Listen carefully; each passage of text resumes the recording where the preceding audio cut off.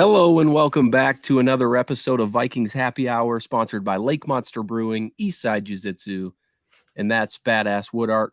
Remember to hit that like and subscribe button. 3,100 followers. We got a bunch of stuff to give away, so let's get those subscriber numbers up. In fact, I was looking at the analytics the other day. 70% of the people that watch this aren't subscribed. So if you're one of those people, hit that subscribe button. We got some stuff to break down other than the game on Sunday. It was announced probably hour and a half ago, 5 o'clock-ish on Wednesday night, that the Vikings have added Cam Akers of the Rams in a trade that will send a 2026 conditional sixth-round pick to the Rams for Cam Akers in a 2006 seventh-round pick. 2006. Wow. Okay. 2026. Devontae Downs? No, that was more recent. Oh yeah. Yeah. So we can talk about the Dalton Reisner thing too, but let's talk about Akers because it's fresh and in new news here. We're seeing this team kind of be a little bit aggressive is probably not the right word to use, but I mean, they're trying to do something instead of just let the issues that have plagued us through 2 games keep plaguing us. So what are your guys' thoughts quickly on just the Cam Akers trade? And is it more of a threat to Madison or is it more of a threat to somebody behind him? Miles? I think it's kind of a subsequent threat to someone behind Madison. I still think it's gonna be Madison's backfield unless Akers comes in and really springs and comes to life in the run game. But he's still going to take a little bit of time to get up to speed. It is a new playbook, even if he's familiar with some of the terminology and things. It's still new, but running backs usually have an easier time jumping in and getting going. So, it was basically free. They're not. 2026 is literally it's 2023 right now. That's the furthest draft pick that you can send in this case. It literally is because I don't think you can send anything beyond 3 years out. So that's literally the last pick that they could offer to kind of get this deal done. So it was dirt cheap. So it's a low risk move. You kind of get a guy who had a pretty good end of this year with the Rams last year, kind of has fallen out of favor a couple times, but is familiar with KOC and Wes Phillips.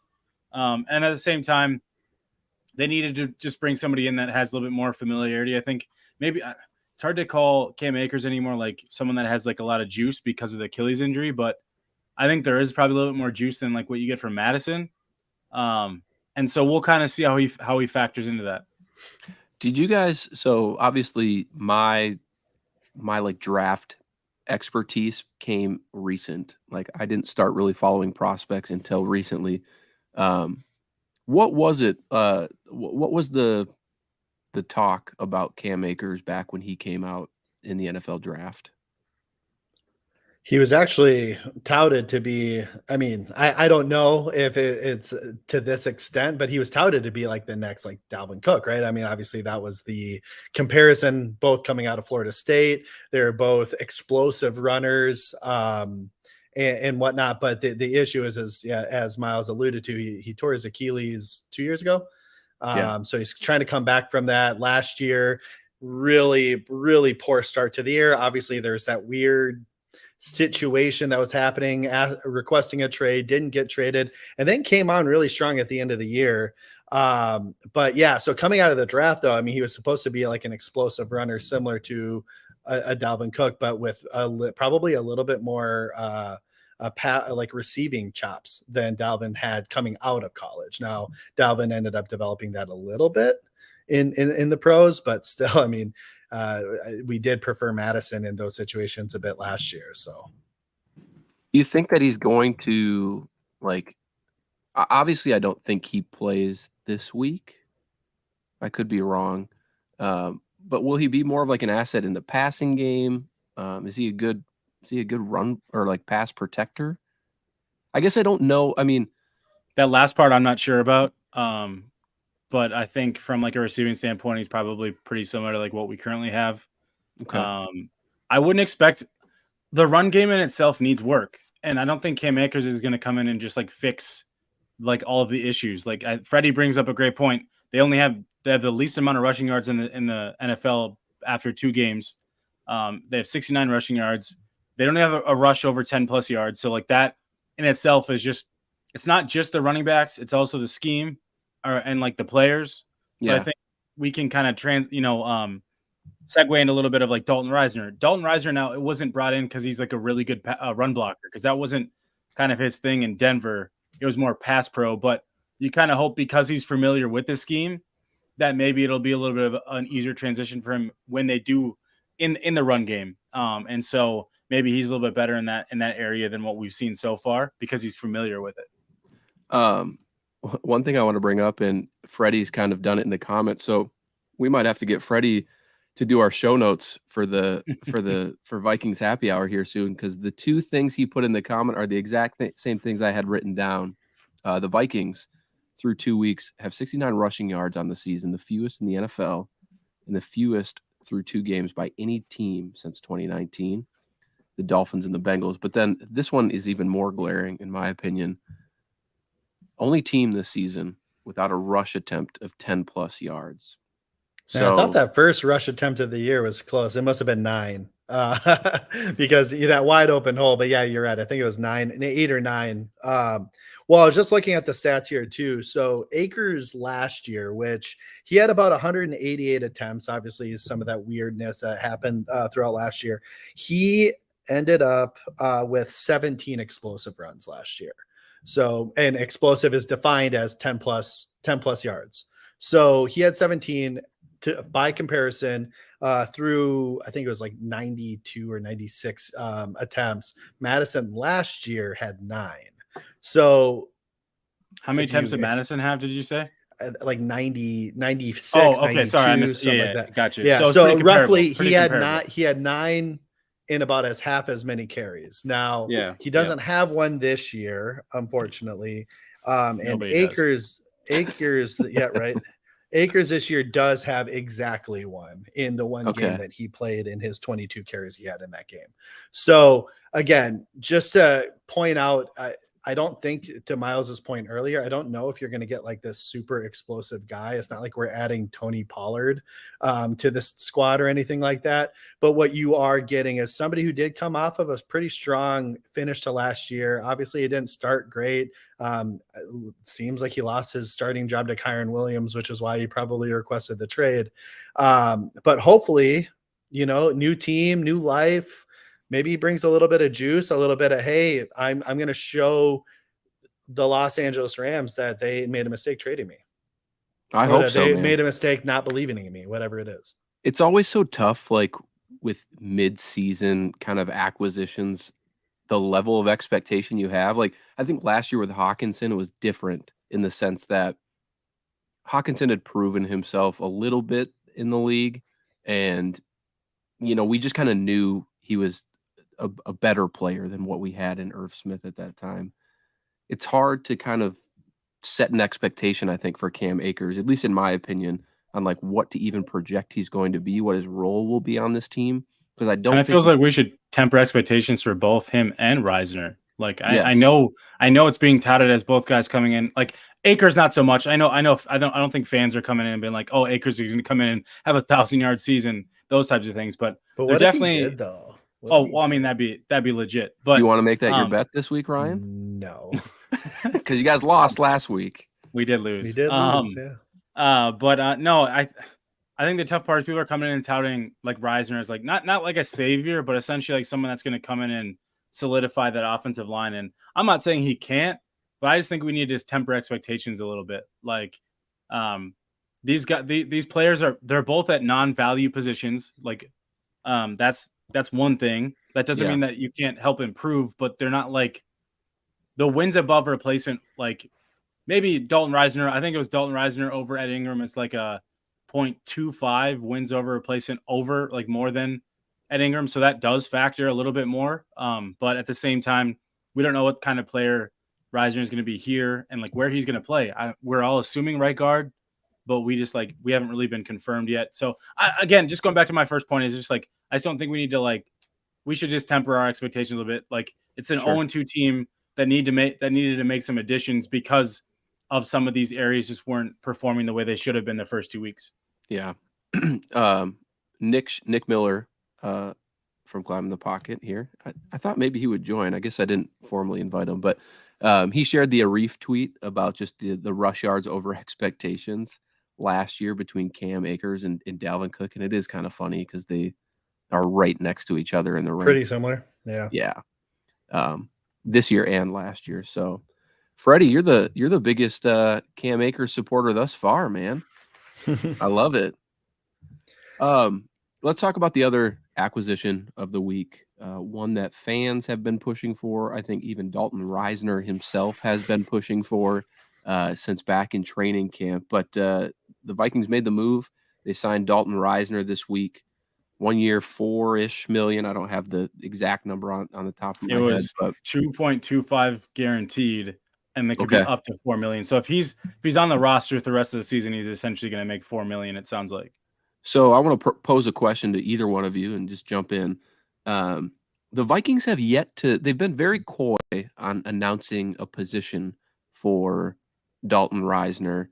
Are you reading into that at all? Do you think it's more Bradbury protection? Are they concerned long term about him? Do you think it's Ed Ingram? Do you think it's Ezra Cleveland? I mean, there's a plethora of options that Dalton Reisner could jump in and fulfill, but I'm curious what your guys' thoughts are on just the signing in general and where he's even going to play on the line. Go ahead, Ryan. Well, yeah, I was texting, a friend of ours, Crockett, about the signing when it happened. And what I do love about Reisner and what I liked about him coming out of college is he was position versatile, right? Ever since his freshman year of college at Kansas State, he has played pretty much every position along the line, including center. Now, obviously, he hasn't probably taken any center snaps since I want to say that was freshman or sophomore year of college. And then, of course, he ended up becoming a tackle at one point within his college career. But so he has that versatility. So my initial instinct wasn't necessarily, we're signing him for sure to take over Ed Ingram's spot. Or to take over Ezra Cleveland's spot. My initial instinct was, hey, we're signing him to take over Oli Udoh, who we lost for the season, who also had outside of the center, but he had that position versatility to be able to play tackle and or guard in a pinch. So that was my initial instinct. Now you bring up a good point at center because it seems like Bradbury's injury, he didn't practice today. So he's another do not practice. That's pretty much since the injuries happened that game one, he hasn't practiced. So my guess is that's probably a long-term thing. Do you bring him in to compete with Schlottman at center? I don't know. He hasn't played any center since college. So I don't know how easy that is for him to be able to pick up and get back into. But Schlottman's not great. So, and then at the same time, if you're wanting to bring somebody in at center, there's centers out in the market that you could probably go and who have played center more recently. So I don't know if it's just a very versatile player on the offensive line that you can plug and play anywhere you need to. And then also maybe light a fire under Ed Ingram's, butt, so That's to speak, the thing, to get him going. But I don't think he comes in and replaces him right away. And maybe I'm just way off base here, but we're always talking about like, well, let's replace Ed Ingram. Let's replace Ed Ingram. And I'm not saying that's not why they brought him in, but I think we still should be talking about replacing Ezra Cleveland at some point. And maybe, through 2 games, I think Ezra Cleveland's performances have been fine. I don't think they're spectacular by any means, but like pass blocking is pretty good. But according to PFF, I don't, I'm just looking at all their scores right now, and his pass blocking has been solid according to them, but his run blocking has been atrocious. Do you think, this is just outlandish, but do you think the Vikings say, you know what, Ezra Cleveland, we know he's going to leave after this season, and he wants to go play tackle or just make more money, and that's not going to happen here. So let's get Reisner in, get him up to speed. Trade deadline's just a few weeks away, and then they just roll with Reisner and Ingram. I already see Miles saying no. I agree. I mean, I think they're focused on this year right now. Well, yeah, I mean, obviously, if you get to that point of the trade deadline and things aren't going the way you want them to, that's a different scenario. But right now, they didn't bring Dalton Reisner in just to be just like sit back and watch. The injury to Oli Udoh had an impact because they needed to bring in depth. And I think I would assume now that Blake Brandel will probably kick back out. Kevin O'Connell said today that is it Quessenberry? Mm-hmm.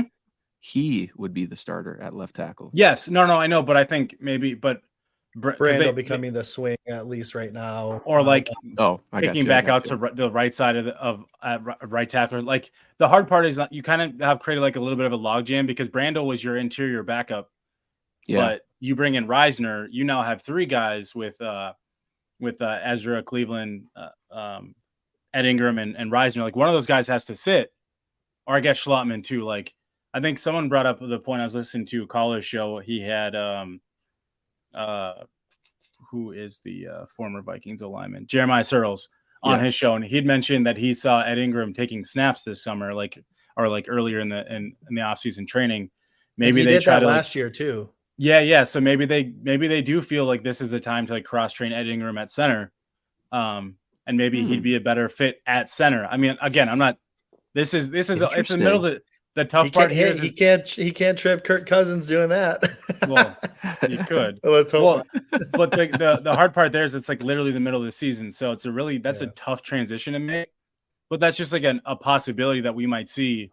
But at the same, like long story short, they kind of have a logjam in the middle. One of those three guys needs to like cross train basically the three positions. If Bradbury's going to be out long term too, like that's the thing. We're kind of in that situation. Like one of those three guys needs to be able to snap the ball and fill in at left guard, right guard, and maybe Brandel helps with that too a little bit. But like maybe you do make Ed Ingram like your backup center right now, and let him focus there. But because I think he could probably use a reset. Yeah, like maybe it is time to just like it's not just about Ed Ingram long term. Like maybe what's best for Ed Ingram long term is get off the field, take a reset, and just kind of work on the fundamentals and the things, and not have to do it on the field. Like maybe that's the best thing for him right now. Yeah, maybe it is. I don't think we see Reisner or Akers this weekend versus the Chargers, but maybe not Akers. Like he might dress. But we probably won't see. We haven't seen much of any running backs besides Madison. Anyways, they've only run the ball 15 times. So, but I think we're going to see Rise if they feel he's like ready to go by Friday. I would not be surprised at all if he was ready to go. Something we'll keep an eye on. Want to give a shout out, by the way, for everybody here in the chat. Thank you so much, Freddie. You're lighting it up too. So. Just a special shout out for you. Make sure you hit that like and subscribe button. Also, the news that broke with Cam Akers, it was released like what I said at 5 o'clock. Shortly thereafter, you know who else had it? Our guy Vikes Insider. So make sure you go over to Instagram. Make sure you follow him on Twitter. It's about as up-to-date information that you can get from him. So make sure you go follow him on either of those platforms. All right, we're talking about the game this weekend. We have some things still to talk about that we alluded to earlier in the show. You guys lost your bet last week. No comment? I'm happy we did. Are you salty? Yeah, no, I'm legit. Like I'd rather lose that. Well, yeah, that too. But also, I want to see those guys be successful. So, definitely not salty about it. The bet was over under 159.5 receiving yards between Justin Jefferson and Jordan Addison. Justin Jefferson had 159 on his own. And then Jordan Addison followed up with 72 and a touchdown. You just said KJ Osborne or something. What did he? I guess it wouldn't still have mattered. Bennett. You would have needed. You know what you would have needed? JJ did it himself, like you said. So it didn't really you would have had to do a combined bet of Justin Jefferson's receiving yards and Ty Chandler's rushing yards, and you would have been right on the money. 159. But appreciate that, Freddie. Yeah, thank you, Freddie. So the Vikings head home this week after a tough loss in Philadelphia, where they again more self-inflicted wounds, to take on the Chargers, who we talked about on Monday, Miles, have probably had more heart-wrenching losses this season than we have, going toe-to-toe with the Dolphins and losing, and then losing last week versus the Titans.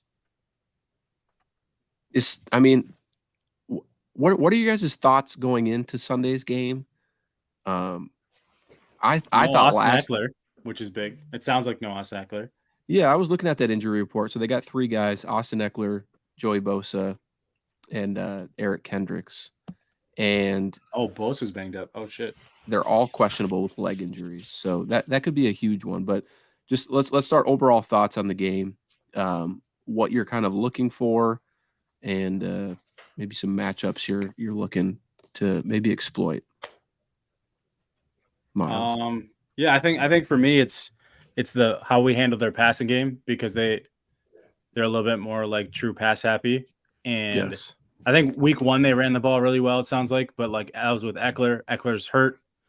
So that might change a little bit of like their approach, but I think the Vikings won't have the same approach against the Chargers that they did the Eagles, because you're not as worried about Herbert running the football. Like he can run. That's not what I'm saying. Is it's like, but they don't really design a lot of runs for him the way that the Eagles do with Hurts. So you defend him a little bit differently. And so you don't need to have like kind of like a NASCAR package in that same way on early downs. Maybe as you get into passing downs, obvious passing downs in those situations, but I think the areas to kind of take advantage of or try to focus on. Did you just have your child bring you a beer? Of course he did. Wife. Oh my gosh. Sorry, Miles. Child, not my child. You're good. I mean, I have done that, but no. Yeah, you definitely have done that. I think from like a defensive standpoint, the area you kind of want to focus on is because they have a pretty solid offensive line. I think they've done a good job like revamping their offensive line. But let's see if I can do this again. The area you might want to try to take advantage is maybe right tackle. I think Hunter against Trey Pipkins. I think Pipkins is solid, but Hunter should be able to win that matchup. So that's a matchup you want to win consistently. Other than that, I am a little bit worried about everybody else on defense. Not that we can't shut them down at all, but I'm a little worried. And then on the flip side, like Murphy and Allen matchup should be interesting and fun. It should be, but I think Murphy matches. Boy. Well, I like both of them, but yeah, Keenan's my guy. But I think Murphy matches up well against Keenan because he's not like a burner, and I think that like, and it's more about the shiftiness and those things. So I'll be curious to kind of see how they play that.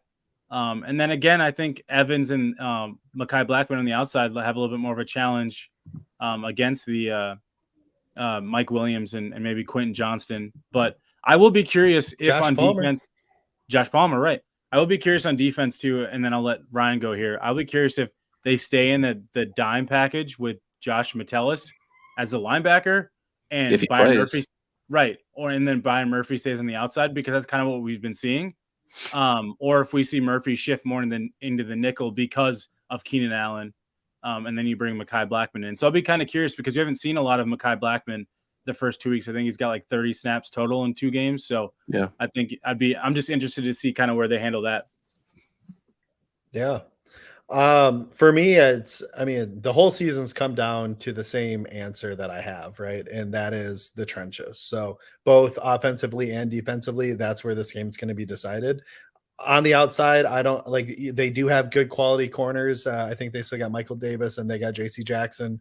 They have that safety Derwin James, right? So like they have some good players in the secondary, but honestly, I have so much confidence in our receivers to win downfield, Hawkinson to win downfield and in the intermediate that I'm never gonna really highlight those matchups, honestly, unless it's like, best on best with Justin Jefferson. But in the trenches is where this game's going to win, be decided, because defensively they have some really strong guys. Obviously Bosa, we'll see if he ends up playing.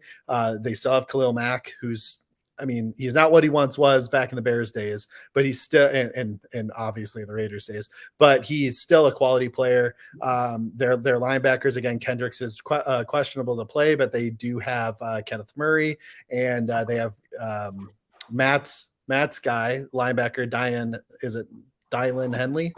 Forget how to say his name. Dayon Henley. Dayon Henley. Yep. Is he even playing right now? I think I would assume he's a third linebacker off the bench. I would assume. And if Kendricks doesn't end up playing, I'm assuming he'll get some play time. Well, I could be Kenneth wrong. Murray sucks. Oklahoma. He's guy. been playing pretty decently this Trash. year, I feel like, but you're only saying that. I get it.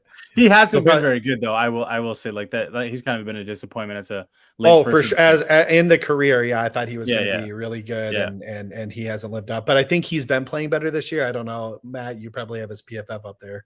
It's right up there. Yeah, I can't really see it, but 43 and a half. He's the 76th out of 79th linebacker. Oh, that's not good. I watched a couple of their plays this year and I was like, ooh, he just like had a huge sack. So I was like, oh, he must be playing better this year, but nope, he must not be based on PFF. But and then on their defensive line, Sebastian Joseph Day, he's a solid player. They got some guys up front that will challenge our offensive line. And then on the reverse, can our defensive line do anything to create pressure on Justin Herbert outside of Danielle Hunter? Saw Marcus Davenport. It was another do not practice today, which is disappointing. You want to see what investment we put in. Obviously it was tens of millions of dollars, right? So we want to see that investment pay off. And unfortunately, he's just been hurt. And I didn't realize his injury was as bad as it was. I messaged you guys that earlier today. Like, oh, I didn't realize it was like a serious thing where you're going to miss 2, maybe 3 games now. That's tough. But I think that's where the game's going to be won and lost is in the trenches. And, we watched the Eagles and their ascension to success over the last couple of years. And it's because they invested so heavily into both sides, right, of the trenches. And I think it's time to maybe start following that model. Obviously, we have the playmakers outside now, so we don't need to worry about that. Hopefully, our young secondary can develop. Now let's go beef up the trenches outside of quarterback, of course, if we decide to move on from Cousins this year. Yeah, I was over. I was hanging out with Thor Nystrom the other night. Watched some Monday Night Football with him, and we actually had this conversation just about how the Eagles go about their drafting. And yeah, they've paid attention to the trenches, obviously. But the one thing that the Eagles do, which I applaud, is they really always do just draft typically best player available. It doesn't matter if they have people at that position already. They're willing to stockpile assets.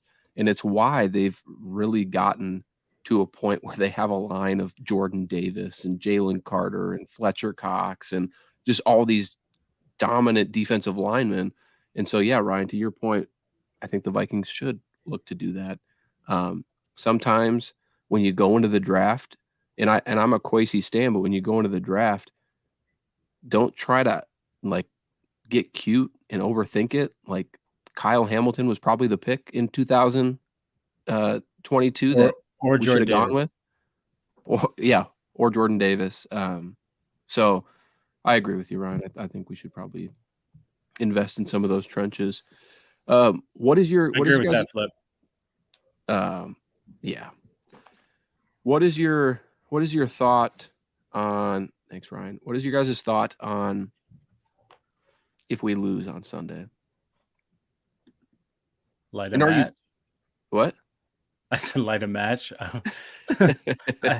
I've been having like combos with like people like Nick Miller and like other people just about like this scenario because I'm trying not to doomsday anything because like 0-2 is 0-2, but at the same time like both these teams are in like a must-win game. Like you hate that a must-win game is literally week 3, but you've kind of put yourself in that situation when you start 0-2 and you lose to a team like the Bucks, and the Bucks are 2-0. Like, and I know they got to play the Bears week 2, but they played us week 1 and they beat us. Like, so I'm not even sitting here being like, oh, the Bucks are a really good team. I don't think they're that good of a team, but I think they're a little better than people thought they were going to be because of a certain quarterback. Okay.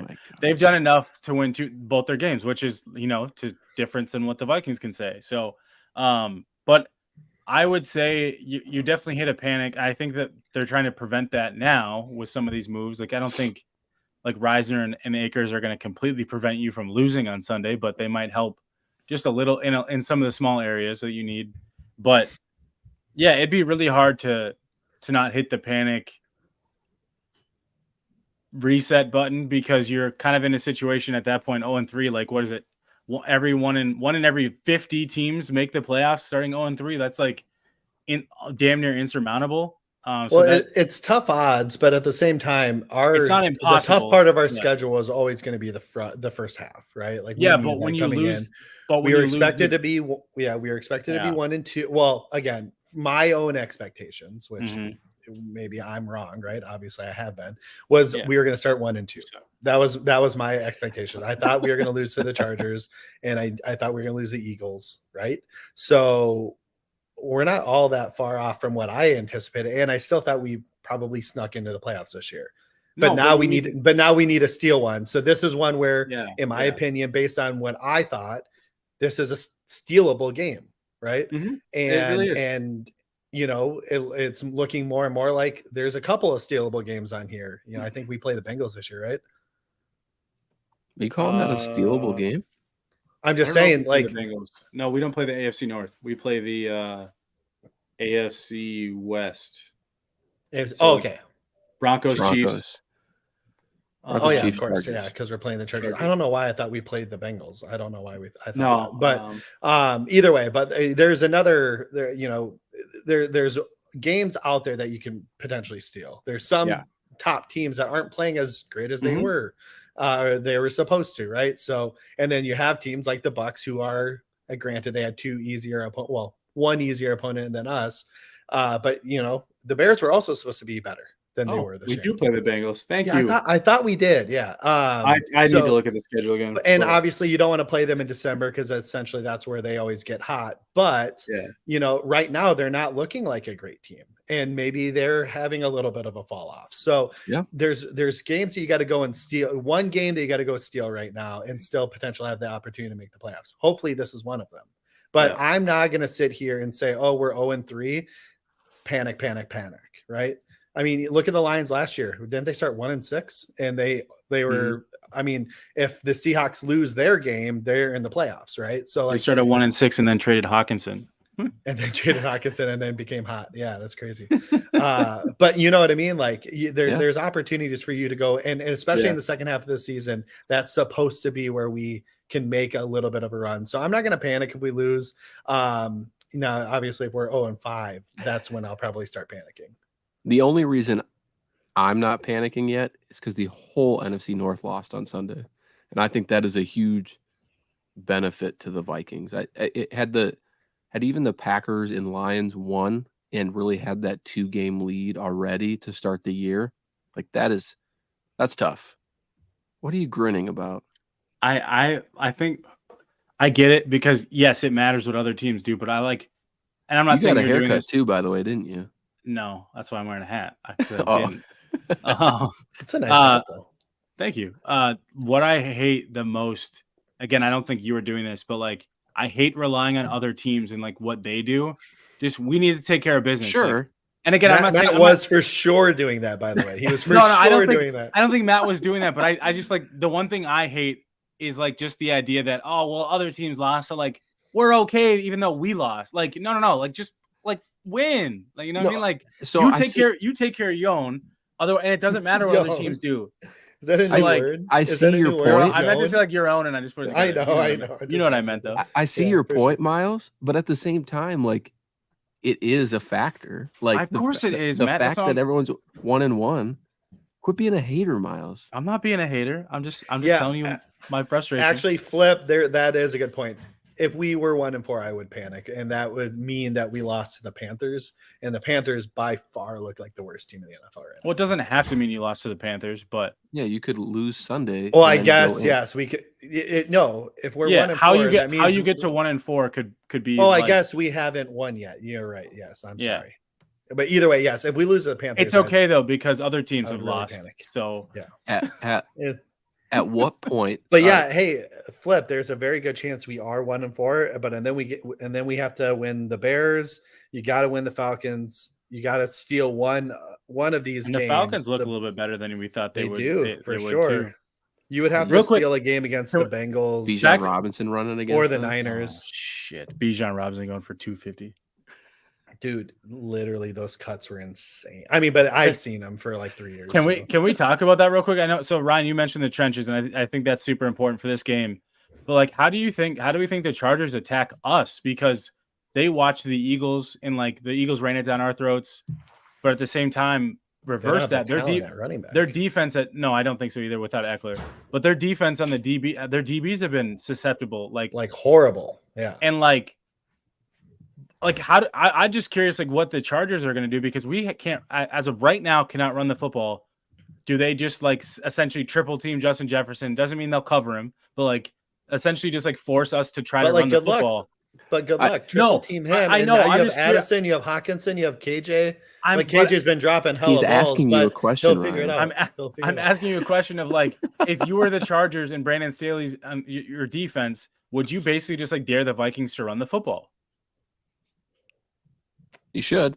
I mean, you should in theory, because we have shown not to be able to do it. And their best part of their team probably right now is the trenches. And that's probably the worst part of our team. So yeah, I mean, I would try, but like, at what point can you do that and be successful, I guess? Because essentially that means you're doubling Justin Jefferson and one of Addison and or Hawkinson. And then somebody is going to be able to still get open, and you still have KJ, right? Like, I don't know what you do. I think you trust the high price JC Jackson to do his job. And yeah, I don't know. It's worth noting as well that the Chargers, as they come into this week, are allowing the most passing yards in the NFL through 2 weeks. And at the same time, depending where you get your information from, because I've gotten conflicting reports here, but according to Pro Football Reference, they've only generated 10 pressures, which is 31st in the NFL among some other teams. So they can try to double Justin Jefferson, but I still think the way to beat this team is in the air. Just given that they have not played up to par, and maybe those stats are a little skewed, just given the fact that they went into a shootout essentially with the Dolphins. But I think that's the way the Vikings attack them. And Freddie asked us a question earlier: over under 54 points total this Sunday. I mean, I'm smashing over like crazy. Because I don't think either one of our defenses is going to be able to stop each other, or like stop each other's offenses. Man, I hope we can stop them. I talked about it on our show on Monday with Miles. I just want to see the defense like be allowed to play with a lead for once, because I really think that will open up Brian Flores' defense. Maybe he just blitzes more to get more pressure, but yeah, I hope it's not a shootout for that sake, because I would like to see the defense actually get a lead and can actually do a little bit of pass rushing. I just can't imagine it not being a shootout personally, but I hope you're right. Like obviously that's what we all are here for, right? As Vikings winning. And of course, if we can get a big lead and be able, or even a modest lead, and be able to turn up the pressure, force them into passing situations and create wins that way, that'd be awesome. Is it crazy that I kind of would be worried if it wasn't a shootout? Like more so because we got like a random like defensive struggle. No. Opposite. I'm saying the defense plays well, but our offense struggles. No, like that's what I'm saying. Like a defensive, a defensive struggle, meaning like it's a very defensive game. Yeah. Like that would be weird. The Vikings offense has been so we've been so reliant on the Vikings scoring points. Like this isn't the Zimmer era where like Zimmer loved this team only giving up 17 points, 15, 14 points. His record in those games was phenomenal. It was, but like it's a little bit of a different story with this roster and how we're built like now. And so I feel like I might be a little bit worried if it went that route, just because then I feel like but I think the one thing we do have is Justin Jefferson, so he could go off at any point. So that also makes me a little bit more confident. God, how good is he? It's wild. Like you kind of just have like a trump card of like, hey, our offense sucks. Let's just throw it deep to JJ, like, or throw it like intermediate and let him just like break a tackle or something. Like, it's just crazy. You just kind of have that like. And Addison, look at your boy, by the way. Yeah, man, I'm excited. He doesn't take credit for it though. Who? Are you being sarcastic? Oh. He was very coy on Sunday or Monday. Oh, well, no, that was like, that was by far Miles' top guy. He switched at the last second. Don't let him tell you different. Who switched at the last second? You did. You switched to Zay Flowers at the very end. No, that was y'all. No, I was higher on Zay Flowers for sure. Y'all kept moving. Actually, Zay I had Flowers. Addison at 4. Yeah, y'all are the ones that I had Addison at 2. Mm-hmm. Yeah, you did. I remember Jason that at 1, Addison at 2. I'd have to go back. I think Flowers at 3. Yeah, Quentin Johnson 3. at 4. Okay. And then Jaden Reed. I probably had Jaden Reed at 5 or 6. Like, yeah. I think so. Yeah, I had Mims. Obviously, why wouldn't I? Well, yeah, we know that at 3. But hey, he had a good game too last week. He did. Actually, a bunch of rookies went off. The rookies went are off looking too. good. Yeah. You know who hasn't been doing the well? only one who hasn't, Quentin Johnson. Well, and JSN, but he's been hurt. Like he's still, dude's got like he's a playing, cast but on yeah, his he hand. hasn't. Yeah, for sure. Yeah. Let's unless you guys have anything. Michael Wilson had a couple grabs this last game too, and that's your guy. I mean, that's like your sleeper guy. Yeah. Yep. Unless you guys have any other thoughts on the game, I'm gonna transition us to our chat GPT segment. Oh boy, super excited for this. And also we'll just close out with predictions, and then we need a bet for the game as well. So let's do a bet. Someone should look up. Actually, I can look up some prop bets for Sunday. So here are the questions, and last week I just rushed through them, so I apologize. I will give you an opportunity to respond. But this week feels a little different with these questions. I'll just give you a little hint there. So the first question is, I feel like every chat GPT one starts like this. When did the Vikings and Chargers first face each other in a regular season game? 1974? 73, 74. Yeah, that's what I was thinking. Close. It's very close. 71. Oh, wow. All-time leading passer for the Vikings in games versus the Chargers? All-time what? All-time leading passer. Between them, Miles got Fouts, Dan Fouts. Oh no. The shitty. I should really go and just verify some of these answers because I have no idea if they're correct. Which quarterback holds the record for the most passing yards in a single game between the Vikings and Chargers? Dan Fouts. Phillip Rivers. This is Warren Moon. Oh. 485 96? yards in 1990. Oh, even further back. Did he play for us in 1990? I thought he was with the Oilers at that point. I don't know. I thought he got to Minnesota in like 94, 95. Yeah, he wasn't even on the team. Yeah, golly, Chat GBT. There's no way this is real. Miles is like, what the hell are we doing? Who rushed for the most yards in a single game between these two teams? Chester Taylor, 296.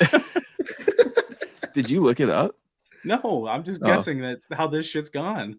Largest margin of victory between the two. Any guesses? Like 30. The one game the Vikings beat the dog crap out of them. Maybe not 30, but like 24.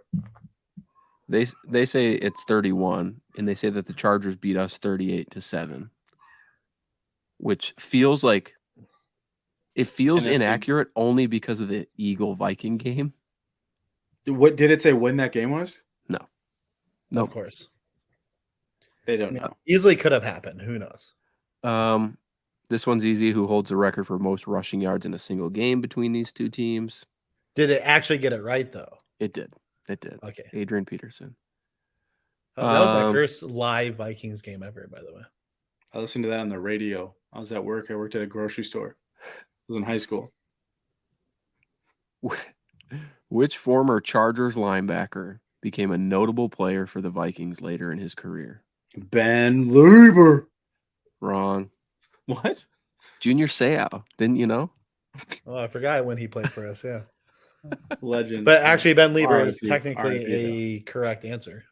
Yeah. It is the correct answer. Everything is just like, it's so close, but it's just a little bit off. But also, I don't think Ben Lieber was notable. I know. I'm just except for the Phantom defensive pass. yeah. The other ones I'm not going to do. 'Cause they're just stupid questions. Yeah. Which stadium have they played the most games in?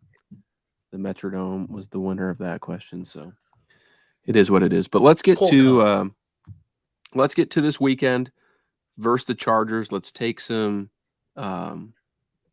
guesses on what we think the score will be. So I'm 0-2 on the year. I We leaned all in. are. No, you guys are 1-1. Oh, you picked the Eagles. You picked the Vikings over the Eagles? Yeah. He is being optimistic, as Matt always is. Which, So- hey, the show needs a little bit. This is Matt. Yeah. Matt, I should give you this sweatshirt. Gladly. I'll wear it next show. What would you guys want the bet to revolve around? Passing yards, rushing yards, receiving, sacks? What do you want? Let's do Vikings rushing yards. Yeah, oh, I feel first like got to that's- be rushing yards, yeah. Okay. And I'm going to say the under. Do you want like specific player rushing No, yards? no. Team rushing yards. Team rushing yards, Because and I'll take the under. Because we just don't know if Akers is going to play. I don't want to like go in that situation. Like, Okay. yeah. Let me pitch this one to you though first. The over under for Madison on Sunday is 58.5. Under. So do you want the team or do you want Madison? Well, the team one at that point is probably like 60, 65. Yeah, Like, Kirk's is 3.5 if you want to. Yeah, so Kirky. the team rushing I'll stats take Kirky on the over. Is less than 75 essentially. So like, All right, so let's do 62. Let's do 63.5 total team rushing yards on Sunday. Gosh, I'll it's take so the over. dependent. I would take under if Akers doesn't play, and I'll take the over if Akers can't- does play. you don't get to No, hedge. you don't get to. You don't get to hedge. Just pick. I'm saying I over. assume I think Also, Akers, people in the chat, if you I- want to get in on this, hop in. 63.5 rushing yards total for the Vikings, over or under on Sunday. I'll take I'm the going- over as well. Man, I was gonna take the over. We can't Oh, all then take we're the both- over. Well, if Akers plays, I think he busts a decent sized one just because he's on a new team. It's going to get it was scripted. They wrote it in the script.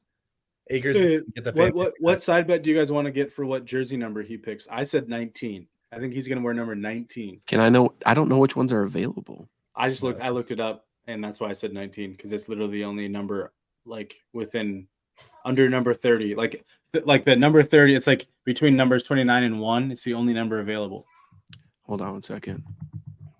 because the 20 numbers are taken. Where do you even see the? Just go to the roster and look at the numbers. Oh, that's using logic right there. Sort by number. Yeah, okay. Oh, I forgot Davenport was 0. Mm-hmm. Yeah, It's it's 'cause we for how haven't many seen games he's played. Ooh, I'm gonna say 9 because 9's available apparently. No, it's or is that not. retired? It's Tristan Jackson. Yeah, but he's He's- technically he's- available. It's Go available. look at the practice squad. It is not available. Yeah, but he doesn't get to keep that if he's on the practice squad, does it? Yes, he does. I'm sorting He's by on number. the football team. Well, yeah, but like you're not. Like he could easily not be if somebody said like, "Hey, come over here, come play for us." I'm gonna go. I got one. I just have to verify they're not on the practice squad. 31. Gross. That's what I'm going with. Side bet 31. It fits perfect too, because it'd be right between CJ Ham. All right. I'm So still- Ryan, you're I'm- picking. I'm still saying 9 because I think he'll pay Tristan Jackson now since he probably could, since he's not on an NFL contract right now. Well, All he right. is on an NFL contract. But And- practice squad's different. Like Yeah. they get paid like No, I way know, less. but I'm So like he'll just pay him for that number if he has to. okay. I think he takes 9. You already lost, Ryan. Oh, is that already out there? No, I'm just saying. Oh, It's Because not it 9. won't be until he passes his physical tomorrow. sure. So you guys are over on 63.5. Can't wait for you guys to have to buy me a beer at Lake Monster. I'll Some of the take- Ryan- best beer. In Ryan, what the Minnesota. hell? I thought you were gonna go under though.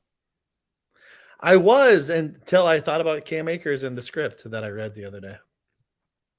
I'll take the under. Shit. We got to be different. Yeah. I always just choose what Miles chooses because he's smart. Yeah, well, he's wrong last week. So, Oh. all right. So the over under this week is 54 points. The last I saw is what was it? Vikings Should over under is 54 points. Yeah. We're +1. Yeah. Oh, I will take the over on points for sure. Yeah, we're +1 at the moment. Though PFF, if you go by theirs, they did shift today.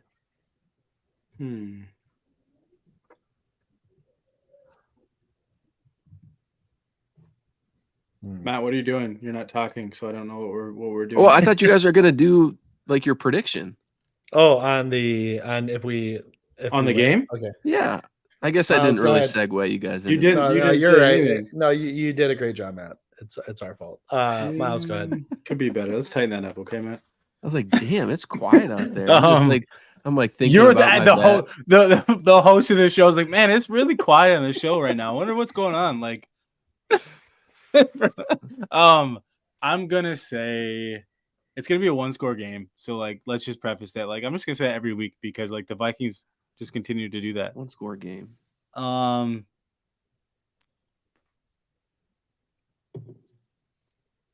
It's still quiet, so I'm just talking to Phil 30. Space. Yep, 34-28. Okay.